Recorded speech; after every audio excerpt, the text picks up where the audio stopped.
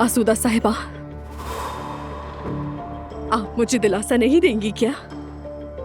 कहीं इस बात का डर तो नहीं कि मैं बोझ बन जाऊंगी आप पर? ये तुम कैसी बातें कर रही हो बेटा? ये तुम्हारा ही घर है मेरी जान। उरूज बेटा, बिल्कुल मुझे भी बहुत अफसोस हुआ। मैं भी ये समझने की कोशिश कर रही हूँ कि तुम पे क्या गुजर रही होगी। कल तक तो तुम्हारा इरादा यही था कि तुम वहीं पे रहोगी। इसमें हैरानी की कोई बात नहीं।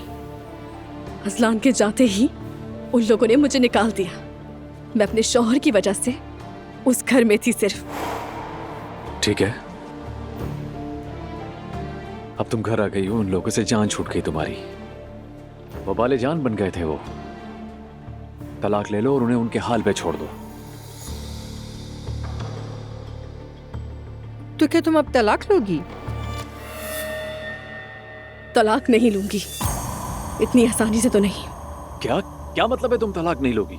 खुद को तो बदनाम कर ही चुकी हो, अब हमको भी बदनाम करने पे तुली हुई हो। क्या तुम में जरा भी सेल्फ रिस्पेक्ट नहीं? तुम्हारा शोहर तुम्हें नहीं चाहता, उसके घर वालों ने तुम्हें निकाल दिया, अब और क्या चाहती हो? नुमान बस करो। कोई भी उरूज पर किसी किस्म का दबाव नहीं डालेगा। इसने अभी अपना बच्चा खोया है, ये अभी बहुत मुश्किल में है। साफ नजर आ रहा है कि ये फैसला नहीं कर पा रही।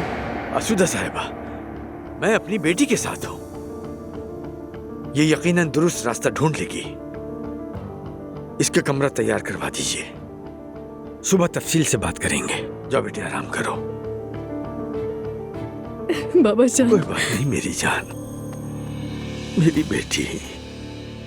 मुझे वो जगह बहुत पसंद आई ज़ैनब बेटा, बिल्कुल वैसी जैसे मैंने सोच रखी थी। मुझे भी बहुत अच्छी लगी मम्मी, वो जगह आपको बहुत सुकून देगी। इंशाअल्लाह हम सबको सुकून देगी। ऐसा ही होगा जरूर। तुम दुआ के बारे में सोच रही हो ना? मम्मी और किस